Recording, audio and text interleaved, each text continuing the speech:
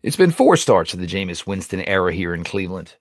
Obviously, it has gone pretty well. Obviously, it was everybody who's happy with him. The question is it time to commit, or are you going to play out the hand here in 2025? We'll talk about it. Your latest Locked On Browns starts now.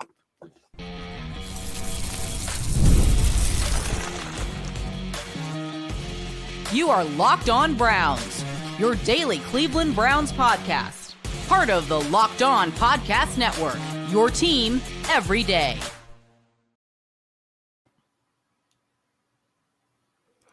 Welcome back, my friends, to the show that never ends, your daily delivery of all things Dog Pound, LGB on the LOB, the Locked On Browns podcast, brought to you the Locked On Podcast Network, your team every day. Your host, Jeff Lloyd. We are joined by the OBRs, Pete Smith. I appreciate everybody who makes Locked On Browns their first listen every single day. Join the everyday crowd, become an everyday, or subscribe to the Locked On Browns YouTube channel. The show is always available. It is always free wherever you get your podcasts. You can start the season with a big return to FanDuel. New customers can place a $5 bet, and you'll get started with $150 in bonus bets if you win your first $5 bet. Visit fanduel.com to get started. How's everybody doing? As I said, the OBR's Pete Smith is here. Browns, a little bit of elongated, going from the Thursday night game to back to Monday night trip again this year in 2025 to Denver to face the Broncos. One thing we can guarantee, there will be completely different starting quarterbacks for both teams in this affair this time around. Of course, rookie Bo Nix, who has kind of been on a little bit of a heater lately. We'll get more to the Broncos as the week goes on. Jameis Winston certainly finding his way here with the Cleveland Browns. And Pete, I think the first thing I want to ask in regards to Jameis, is it really that it's going this well for Jameis, or is it that everybody's appreciating the play, appreciating the person so much more than the quarterback who is not quarterbacking for the Browns right now? Certainly the contrast against Deshaun Watson helps anyone because he was that bad. But no, I mean, Jameis Winston is doing everything Joe Flacco did. And if nothing else, I don't have to hear any more hand-wringing over this season is ruined because the Browns didn't sign the soon-to-be 40-year-old quarterback who got benched by the Colts. So by virtue of that, I mean, he's ended that conversation. And what's happened now is the conversation has flipped from how could you possibly let Joe Flacco go a year, in the same year? How could you possibly trade away Josh Dobbs to how can you possibly let Jameis leave after this year? And the reality is, we'll see what happens. I mean, the Browns will play it out. Jameis Winston benefits from playing it out because if Jameis Winston continues to play well, unlike Joe Flacco, who he's not nearly 40. In fact, he won the Heisman Trophy the year after Joe Flacco won the Super Bowl. So if he plays out the rest of this year really well, he's got a potential to get in sort of that Sam Darnold contract talk of how many millions is he going to get. So, the Browns could theoretically just re-sign him at an elevated pay rate and keep him for another year. Or they could say, hey, it's been a hell of a run. Go get signed by somebody else who wants to give you more years and more money, and we'll take the compensatory value, which could be substantial at that point, and we'll get another guy and repeat the same process. For example, Joe Flacco will be a free agent. Jacoby Brissett will be a free agent. Kirk Cousins might be traded. There's a lot of these options where, and I don't love these options, and Daniel Jones will be an option out there. And I don't love any of these options necessarily, but if Jameis were to get that hot and somebody else is going to sign him, you're not going to sort of lock him up, because if you're the Browns, you're sitting there going, yeah, we would love to have Jameis Winston one more year, but we're going to be looking for a more permanent solution. So we're not going to tie ourselves to anyone for a long period of time. You're just going to sort of roll veteran by veteran until you get to your guy. But I think the theme here is, as long as your name is not Deshaun Watson, Kevin Stefanski makes you better and can get you to a level where you get more money when you leave. Joe Flacco got more money. Jacoby Brissett got more money. And in this scenario, Jameis Winston, I think, is going to get more than $4 million he's getting this year on the open market. Now, having said that, if the Browns offer Jameis an extension for some let's say $10 million, And he's like, yeah, I'm good with that. And they sign him, great. Then you've already solved the problem because you're going to have to come up with an answer for this one way or the other. But like, they could theoretically spend like $27 million or somewhere in that neighborhood and be fine relative to the cap. Now you might be a little more constricted elsewhere, and you might not want to spend that much, given that you're going to have to sort of, even though they can maneuver and be fine with Deshaun Watson on the cap, it does constrict things a little bit. So I mean, if you get Jameis for $10 million, problem solved. You're thrilled with that, because then it can sort of help you balance out the salary cap against the losses you're taking with contract on Watson until you can get rid of him in 2026. And whether you draft a rookie or not, that rookie is going to have a very small cap hit unless the Browns are picking in the top 10, and they take somebody in that area, they take a quarterback in that area, but that would be true of any position. That's irrelevant. So there is certainly a great argument for Jameis, for the Browns to want to keep Jameis if he can keep this going. And Jameis may be thrilled with what he's doing. The thing that you've seen from Kevin Stefanski, and you saw this with Tyler Huntley, quarterbacks want to come to Cleveland and play for Kevin Stefanski because he makes them better. There's receivers here, obviously, now. There's a lot of opportunity to get better, and quarterbacks are into that. So Jameis may be perfectly content, be like, love what's going on here. I'm going to stay. Even maybe I could get more money on the open market, or he's going to go out in the open market and say, hey, I can get this much. Will you match? Whatever. It's a good place to be in, but certainly I don't think the Browns have to do anything with Jameis Winston. The thing that's interesting, in my opinion, with Jameis, and I don't know, I don't necessarily want to compare it to certainly where Baker is now, year 2 in Tampa, 52 touchdowns over the last 2 seasons, leading NFL quarterbacks in that number is. But there is the possibility, that Jameis, and he hasn't been a starter now for quite a while, and been a good backup, been a good teammate. Certainly we've seen that in New Orleans. We've certainly seen that to this point in Cleveland. It's rare that guys can change, but a guy like Jameis Winston, for all the success and hype that he had in college and coming into the NFL, and certainly other struggles in Tampa Bay, sometimes a little humility, forces you to change necessarily who you are. And, maybe that has helped Jameis, because when you're that good, you don't necessarily want to listen to critique. You don't want to accept, people extending the olive branch of, hey, if you do this, if you do that. Once it's taken away from you, maybe you open up to that a little bit more. Maybe you start to look and say, hey, you know what? I was a jerk. There are some flaws in my game. There are some mistakes in my game. And you start to maybe hear what people are trying to tell you. Certainly possible. Jameis Winston, to his credit, has sort of started evolving his last 2 years with the Saints. He was a guy who early in the league, or early in his career, held onto the ball a long time. He, particularly the last 2 years and in his time with Cleveland, he's gotten the ball out much quicker. Now, some of that just comes from wisdom and understanding, what defense is doing, be able to process faster, being able to understand where the ball needs to go and how to get there on time and those things. That certainly helped. But that was one of the reasons when the Browns got him, you sort of compared him to what Flacco was able to do with the Browns. And you're sort of like, yeah, Jameis can do these things. It was just a matter of could he can keep it going in a longer stretch of time. He didn't play that many games in his time with the Saints. And now we are about to get into a stretch of games which will, surpass the amount of time he played with New Orleans. And this will give him an opportunity to sort of continue to prove this is real. But I don't see any reason he can't continue to do what he's doing. And the fact that he was able to do it in the climate, in the weather, is certainly valuable. His arm strength is valuable.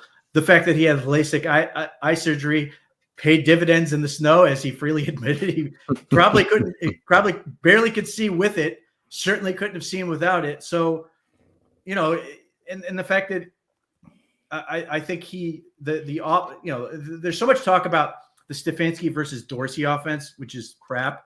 They run one offense.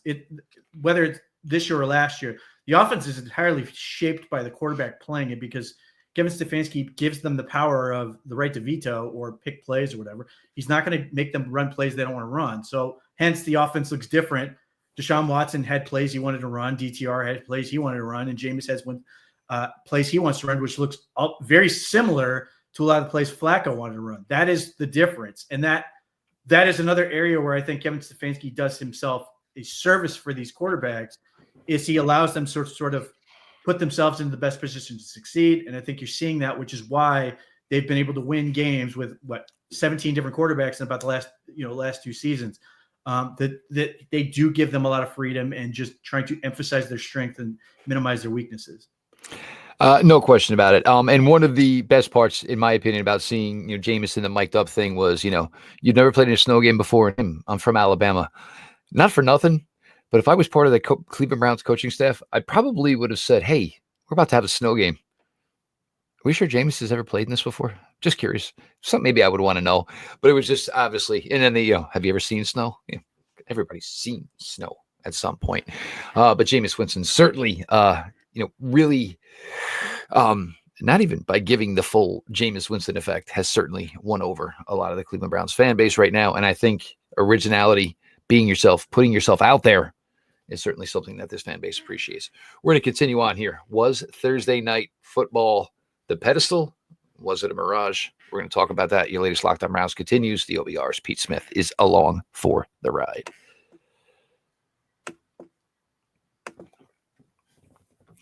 We have a great new sponsor for the holiday season. If you come from a big family like I do, it can be hard and expensive to buy each one a personal gift for the holidays. Planning to celebrate the holidays with your friend group and want to surprise them all with something a bit more special and meaningful than booze this year? Well, we've got the perfect gift for you. Skylight Frame is the touch screen digital photo frame your whole family will love. Upload thousands of photos with your phone and watch them appear in seconds. It's simple to use. Setup takes less than 60 seconds. Invite friends and family to easily share photos via this free Skylight mobile app or email. No account or subscription required. Thing I love about this, my nephew lives in Nevada. He has a son. It is my mother's first great-grandchild. My mother's not going to Nevada. My son, unfortunately, is not going to travel. My nephew's not going to travel with his brand new son. So my mother gets to see the progress of her great-grandchild. And if my mother can use it, trust me, anybody can use it. The touchscreen is a game changer. Swipe through photos, tag to see new photos sent, tap the heart button to say thank you to the sender. Photos are displayed in HD resolution, and you can choose from 5 different frame styles. Set it up in a portrait or landscape mode. We're confident that you'll love Skylight. We offer free 120-day returns, over 1 million happy customers, thousands of 5-star reviews, and available in over 30 countries. Recommended by the Today Show, Forbes, New York Mag, and more. And now, as a special limited time offer for our listeners, get $20 off your purchase of a Skylight frame when you go to skylightframe.com/NFL. That's 5KYLIGHTFRAME.com/NFL. Get $20 off your first purchase now at skylightframe.com/NFL. Get $20 off a Skylight Frame at skylightframe.com/NFL.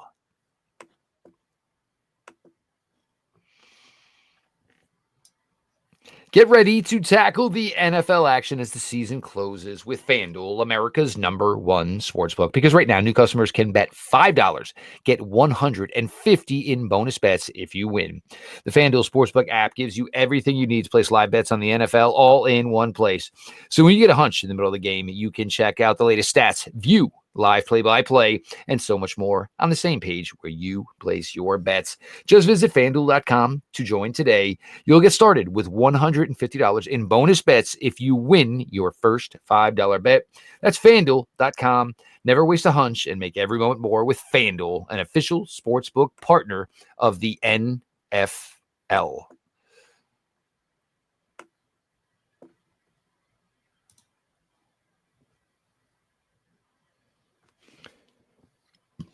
Your latest Locked On Browns continues. Your host, Jeff Lloyd. We are joined by the OBR's Pete Smith. I appreciate you all for making the show your first listen every single day. If you are not on every day or by now, make new plans, stay and subscribe to Locked On Browns YouTube channel. The show is always available. It is always free wherever you get your podcasts. When you are done here, Tyler Rowan in the mornings, Anthony Wiggins in the afternoons, your Locked On NFL podcast. Make sure you check out the gentleman. Pete, we talked a week ago, and look, here was where this team was at. 7 games to go. Most likely going to be an underdog in every one of them. And who knows? Maybe it's this ongoing thought process that seems to be out there, but it's official, but maybe not official, that Kevin Stefanski is staying, that Andrew Berry is staying. Team went out there, with Jameis Winston. Can this continue? And I'll be honest, I think winning games and bringing back some of that morale and confidence that this team lost so early in the season could be just as important as saying you were going to draft in the top 5. But can the momentum continue? This is a defense, that has been really good last year, had some flaws, certainly with deep balls Thursday night. But this is a rookie quarterback. This is an established defensive coordinator. Is this a team that, I'm not saying going to contend, but can go into each one of these games throughout the rest of the regular season and show the same effort that we saw on Thursday night? Sure. I mean, the bottom line is the Browns benefit from winning. They do not benefit from losing. Yes, they get draft capital theoretically in terms of being higher in the order, but everything they want to do with this team revolves around winning. The obvious difference between... It's not lip service. It is not. Between 2016 and now is 2016, they didn't have anything. They were literally getting rid of everything. The Browns have things that they are not going to get rid of, and they want those things to succeed. They particularly want the Myles Garretts and Nick Chubbs of the world to continue to succeed, Joel Bitonio, so on and so forth. But they want these young players to have a reason to keep going beyond just their own development. They've got a lot of young players who are contributing. Cedric Tillman, Isaiah McGuire, Mahmoud Diabate. These are all second-year guys that are contributing to the team's success.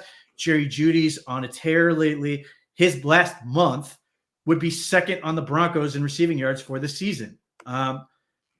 And he's 25, and he's in his first year in Cleveland. They have all these guys where winning benefits them and losing does not. And they want to continue to market Cleveland as a place players want to go. And you don't do that by losing. As much as, losing is an inevitable outcome in some of these games, but they want to keep fighting and keep winning. So that's the best path forward. So they're going to keep rolling. And they are good enough to beat teams. I mean, I think the problem for everybody that the Browns are playing is the pressure's on them. The pressure's on every opponent. So if you're the Broncos, you cannot win the division. The Chiefs have all but locked it up. So you are in the Chiefs can clinch the playoffs on Friday. But go ahead. So if you're the Broncos, you have pressure on you to win all these games. I mean, without maybe they play the Raiders again. I don't know what's left of their schedule, but chances are, by record, the Browns are probably one of their weakest opponents in terms of the standings. So there's pressure on the Broncos to go out and get this victory against the Browns. They just beat the Raiders last week. I think they're 7-5, somewhere in that neighborhood. They have, if they lose, that is a huge blow to their playoff chances. So there's pressure on them to perform. There's pressure on Bo Nix. There's pressure on a lot of these elements to work. Whereas the Browns, in some ways, there's pressure from their own fan base, and their own expectations. But they are sort of playing with free money in terms of there's no threat of them not making the postseason. Don't get me wrong; it'd be great if they went 9-8. But ultimately, they are playing for themselves and playing for pride. So they've got a little bit of the ability to just go out there and throw their best punch and hope it works. And they can cause problems for people. And you've seen, whether it was the Ravens game or incidentally, all division opponents other than the stupid Jacksonville game, they have the ability to play with anybody. Now they have the ability to lose to anybody, but the fact that they can do that allows them to continue to play well. Hopefully, the offensive line doesn't suffer another season-ending injury, and they can continue to gel and get this thing a little bit more sustainable. They've got good receivers. Their running game was a little bit better last week. I don't know how sustainable that's going to be, but Jameis Winston playing well in some of these games allows them to continue to keep going. And then defensively, they're inconsistent, but when they're good, they're very good. We talk about what Saquon Barkley did to Jeff's Rams defensive line, And the team this year that has defended Saquon Barkley the best, your Cleveland Browns, has held them to the lowest yard total on the season. They have the ability to play well against some of these things. Now, they have the capacity to be their own worst enemy with these coverage busts and everything else, but like they have the talent to do a lot of things that some of these other defenses don't. So they can play this well. They can win. Hopefully they win. Hopefully they can get a few more wins going. And the goal of the rest of this year is to start revealing the team that they're going to have next year, the team that can be competitive, because I believe they will be able to get back to being competitive next year, whether that's, in the playoffs or whatever. I think they're going to be right back in the mix next year, so long as they can stay healthy. Here is your remaining Denver Broncos schedule. Monday night against the Cleveland Browns. Bye week. Home for the Indianapolis Colts. On the road on a Thursday night game against the Los Angeles Chargers. On the road again against the Cincinnati Bengals. And if they can tread water, the Denver Broncos in Week 18 are home to the Kansas City Chiefs, which most likely will be fielding a roster of guys of the ability of Pete Smith and myself. So you got to see. It certainly could happen for Denver, but Cleveland, at this point, you want to go in and you want to screw up everybody's season. You want to make everything difficult for everybody else. It makes everybody in that locker room feel committed and understanding that everything they thought and they believed going into the season wasn't total BS. And again, for all of us on the outside looking in, we have seen millions, it feels like now, of quarterbacks under Kevin Stefanski play well, except for one. And that's going to kind of kick off our segment 3. If the popular belief is that everybody's coming back, then maybe everybody is a little bit guilty about that move. And therefore, that's kind of why everybody gets to stick around. Your latest Locked On Browns continues.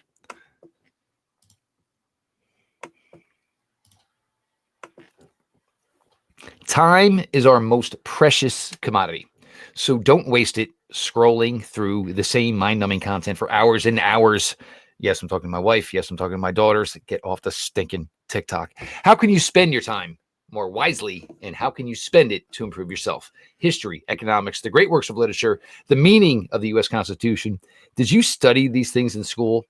Did you study them, or did you just learn the answers to past tests? Probably a little bit of both. So maybe it's time for a refresher, because you want to know what the person you were then as opposed to the person you are now. Maybe your thirst for knowledge is better. Maybe your belief system is different. Time and technology have changed a lot of things, but they have not changed basic fundamental truths about the world and our place in it. Our sponsor, Hillsdale College, is offering more than 40 free, that's right, free online courses, including Constitution 101, the meaning and history of the Constitution, Introduction to Free Market Economics, The Great American Story, A Land of Hope, The Rise and Fall of the Roman Empire, and a brand new documentary-style course on Marxism, Socialism, and Communism. All of Hillsdale's courses are self-paced so that you can start whenever and tune in whenever and finish whenever. Plus, you can go deeper with readings, quizzes, discussions, or just sit back and enjoy the lectures. Go right now to hillsdale.edu/lockedon to enroll. There's no cost, and it's easy to get started. That's hillsdale.edu/lockedon to register. hillsdale.edu/lockedon.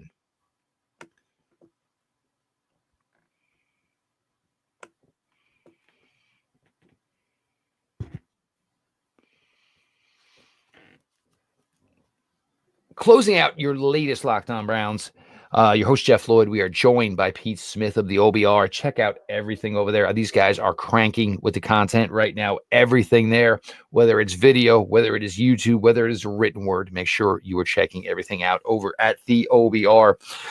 We appreciate everybody who makes Locked On Browns our first listen every single day. Again, become an everyday or join the Everyday Crowd. Subscribe to Locked On Browns YouTube channel. The show is always available. It is always free wherever you get your podcasts. Pete, now, and I actually texted you about this today. It just seems out there that, yes, we knew when we heard the positives on Kevin Stefanski. And, you seem like it's a package deal. But yet there really isn't anything concrete, maybe Albert Breer, whatever. Look, I am fine with it. Yes, there certainly have been some things that have not worked out. But when you talk, and I think this is the biggest thing about this, Pete, is everybody thinks because the Browns' record isn't good that all of a sudden the Cleveland Browns are a crap fest again. That is not the case. Granted, this year has not gone well. And granted, they maybe were rolling the dice on some guys being ready, being healthy, this, that, and the other thing. And none of that panned out. Yes. But this is not the same circus and tent show that this organization has been, certainly in some of the time that I've covered, and certainly in the time, Pete, that you've been a fan of this franchise your entire life. It is, in my opinion, if it goes this way, it is the right move to bring these guys back. I believe they are good men. I believe they are good at what they do. Yes, it's been up, it's been down, it's been up, down, down, up. I get it. I get all of that. But we have seen enough crap around here to know what is either A, the genuine real deal, or B, what is a sideshow. And this is the real deal. It ain't a sideshow. Well, if not for the hire of Kevin Stefanski, you would have had Josh McDaniels, who is one of the worst coaches in NFL history. You already hired is Josh McDaniel. They already hired the worst NFL coach in NFL history in Hugh Jackson. They've hired Freddie Kitchens. They've hired Pat Shurmur. They've hired a couple of other offensive coordinators that lasted a year. Patton was another. Patton was another one or something. Yeah, Mike Patton. Mike Patton is the best non-Stefanski coach they've hired. Not only have these guys largely, I mean, other than Pat Shurmur, who's still offensive coordinator at Colorado and got another head coaching job somehow, most of these guys are just out of football. Mangini, another one, was not bad, but not great. Kevin Stefanski, far and away the best. And they've had a down year, but it's not a down year because the team is a mess or because the team is dysfunctional or because the team is somehow lost its way in terms of all the culture and all this crap. They didn't play well. They had an awful quarterback, which that is a mess of their own doing. But if you follow the logic of they should be fired for Deshaun Watson, then why did they get extensions in the first place? To that point, Jimmy Haslam had paid $92 million for the Baltimore Ravens win from Deshaun Watson. That was it. So that was not a reason to extend anyone. So for whatever reason, they decided, that he was either a big reason that even I am quite confident that Kevin Stefanski and Andrew Berry were behind the targeting and then ultimately attracting Deshaun Watson to Cleveland. What I'm not clear on is who decided, and I suspect I know the answer to this, got too competitive and then guaranteed all the money. And that is part of the reason that they are still in this mess. I assume it would have been the person who put up the money, but yes. So ultimately, that is where you sort of. I am not going to lose. I'm a billionaire. Damn it! I am not going to lose. Yeah, this is sort of what you get into. So ultimately, if you were not going to fire them for extending Deshaun Watson, or I should say, if you weren't going to say, hey, you've got this year to make this thing work, and if it doesn't work, you guys are out of here. They didn't. They signed the extensions. So if you're not being graded on that, what are you being graded on? Well, it's the quality of the team and whatever. And Deshaun Watson, complete and utter failure. And then the other part of that, which I think boned the Browns before the season had started, was the injury situation. They couldn't practice the way they wanted to during the summer. I mean, they literally at points took Myles Garrett off the field because they couldn't do anything with the amount of injuries they were dealing with. And that really hurt them before the season ever started. Even though they signed any number of replacements. This is one of those talking points that makes absolutely no sense, that the Browns didn't try to do anything. They signed about 7 different offensive linemen, and most of them got hurt too. This was just not their year in terms of an injury thing. So the results on the field suck. And as a result, we've got into this vibes-based logic. Well, they're 3-8 or 2-8 up to that point, and everything must be awful. The culture must be crap and everything else because they're losing, and I need my feelings validated, so somebody's getting fired, is ultimately where we ended up. And Kevin Stefanski, from everything I've heard, neither of these guys were ever on the hot seat. Jimmy Haslam does not want to get away from this because he knows how bad he is at this. In fact, Jimmy Haslam's latest coaching push reportedly was as the weird 25% owner of the Milwaukee Bucks, pushing to hire Doc Rivers. So he's just not good at this. Just not good at coaches. So he got the guy he wants, the guy who's won Coach of the Year twice, and ultimately they haven't been good. But like none of this is permanent. The salary cap implications suck. They're going to move on to Deshaun Watson. I don't even know if he's going to ever be able to be off the injured list with the Achilles recovery and everything else. He might just get pumped into non-existence. Broken shoulder, 2 knees replaced ACL wise, Achilles replaced. I mean, if he was a voodoo doll, there's nothing left to poke. But even if you thought, oh, maybe there's a chance he'd come back in the field, March happens in free agency, they're going to move on. The draft happens in April, they're going to move on. Like they don't have time to wait around for this. So they have to move on to this beyond the PR nightmare that putting Deshaun Watson back on the field would cause. Nobody wants to see it, so they're going to move on. So even if you look at all these things, if you were to fire them, who is going to take this job? Like, I'll put it this way. If the 49ers fire Kyle Shanahan, everybody wants that job. That is the difference. If the Browns fire Kevin Stefanski, who you would then be asking the next coach to replace the best coach this team has had since Bill Belichick, that job field is probably like 30% of what would be for other jobs. You're not getting Ben Johnson to come here. You're not getting the top candidates. Sure, you are going to get the guys I just mentioned or that caliber. You are rolling the dice on the mystery box, and you are damn lucky if you are Jimmy Haslam that Kevin Stefanski, after being passed over for Freddie Kitchens, came back, because like I said, you would be stuck with Josh McDaniels and you would be an utter disaster because Josh McDaniels is a horrendous head coach. So on some level, he understands that fact. The other thing he understands, and weirdly cagey by Andrew Berry caught criticism, and I'm part of this criticism. I thought he should have owned the fact that, at the bye week, should have owned the fact that this trade didn't work. The fact that he didn't puts Jimmy Haslam in an interesting, again, never on the hot seat, but it does sort of make you think. They never owned the mistake. So if not, the first person who would have to own that would be Jimmy Haslam, the person who has no interest in this. As long as Andrew Berry and Kevin Stefanski are here, they're going to take all of the blame because they've done it the entire way with Deshaun Watson. And again, they have to because they were the guys who ultimately wanted him. But if you fire them, Jimmy Haslam has to take all the heat for it. You got it. Still here for the next coach and GM who then have to work their way out of the situation they put themselves in.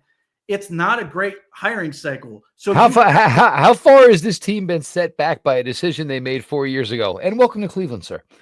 Yeah. So, I mean, and ultimately these guys can work through it because they've proven they can. They went to the playoffs last year, went 11-6 when they had no business going. The record they have now is the record most people predicted they would have last year when all those injuries happened.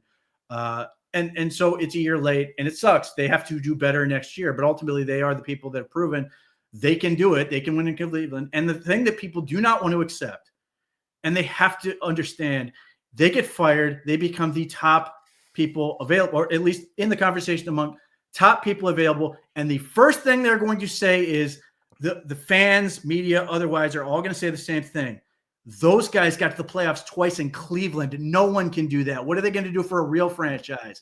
Right. This is unfortunately the reality we live in for the time being. Now, these are the guys that are sort of slowly fixing that image, not only with fans and national perspective. Like national people are absolutely befuddled by the notion that anyone would get rid of these guys. They have no idea. Like Ross Tucker on the radio was fantastic on 93.3. I recommend that clip to anyone on Nick Wilson's show. Fantastic. But Albert Breer's had the same thing. Like national people are like, what are you doing? You have never had anyone this good and you're going to fire them because they had one crappy season. Like this is the reality that you live in. And everybody's going to sit here and go, you got rid of these guys. And we want those guys desperately. They managed to survive. They managed to make NFL Siberia work. They've rehabbed the image in terms of players who want to play here. They've rehabbed the image in terms of agents and how they feel about people playing here. They've rehabbed the image among national people that even though people nationally will criticize Jimmy Haslam and they will crush the Browns for the Deshaun Watson acquisition, all fair, they still will tell you going into the season, Kevin Stefanski is a borderline top 10 coach and Andrew Berry is a really good GM. So at some point you either have to, you can sort of live in the bubble and say these guys are awful, or you can sort of take a breath and sit there and sort of take into account what everybody else is saying about your team and be like, yeah, this sucks, but I really, in a sober mindset, I really don't want to blow this whole thing up. And part of the reason I don't think, the last thing I will say is reasons they don't want to blow these things up. There are a whole lot of people who want Nick Chubb to stay here and resign. I don't see a reason why Nick Chubb resigns if they fire these. No doubt. No, if there is nothing here that he knows, why would you would gamble on a more successful year in, year out team than the unknown? It's just what you would do. It's a bad setup just for Chubb, he may not want to come back at that point. But of course, but why would he say my guys are not here? You know what then? Yeah, I'll go sign with the Chargers. I'll go sign with the Ravens. Yes, but if you're the new GM and the new head coach, you have nothing with Nick Chubb. Exactly. You got to sell yourself in a New York minute, which you are re-signing yourself an artifact of teams past, which doesn't help you. It might be a nice PR move and a nice little thing you can do for the team, but it's not helping you. So there's less of a reason for these things to happen. So there's a lot of, Nick Chubb spelled it out in his letter, talking about how much it meant to him. Obviously, he shouted out City of Cleveland, the fan base, and everything else. But he specifically said the organization, and Andrew Berry in particular, he was grateful that they reached out to him. This is the other part that people don't understand. The team likes these people as well. People get bored about being the stoicism on the sideline, everything else. But there are a whole lot of people who really like Kevin Stefanski and Andrew Berry in that building, and they do not want to see them go. And at that point, and maybe there are people who will be okay with this. If I have to lose Nick Chubb and it gets me the mystery box, then I will take it. But ultimately, that is part of the package that people have to reckon with. 2 points just here on what you said, and obviously we'll take this one on home. And this is the Nick Chubb thing. Obviously, it's Nick Chubb. It's on a grander scale. It's not much different than it was with Sione Takitaki last year. Same situation, injured, coming back. You want to know what? I trust my guys. They're going to put me in a really good situation to hopefully get me into a good situation in the next offseason. Same type of thing, obviously different players as far as you spotlight this, that, and the other thing. And the other thing is you have to think at some point, Jimmy, Andrew, Kevin all sat down, and at some point, Jimmy probably said, guys, it's okay. It's only $230 million. Like when your kid goes out and doesn't come home with the front bumper. Son, it's okay. It's only $200. Guys, it's okay. It's only $230 million. But that means the trust factor over everything they have done to this point. If everybody had their hand in it, you can't necessarily go cutting off heads, because if you want to say it was 33, and I will still say at the end of the day, it was $230 million guaranteed of Jimmy Haslam's money. Andrew ain't speaking for his money. Kevin ain't speaking for his money. So if everybody was equally involved and it didn't work, then nobody should have to take the blame. That being said, he is Pete Smith, the OBR. These guys are crushing it over there. Video content, audio content, written content. Make sure you check everything out. Pete, obviously a main part of the success of this show to where it is to this day. I appreciate Pete, and I thank him all the time. Make sure you're following @_Pete Smith_ myself, your host, Jeff Lloyd. We appreciate everybody who makes Locked On Browns their first listen every single day. The everyday crowd, you are a bunch of filthy animals, but you're my filthy animals. Become a filthy animal. Subscribe to Locked On Browns YouTube channel. The show is always available. It is always free wherever you get your podcasts. This has been your daily delivery of all things dog pound. LGB on ELOB. Let's go Browns.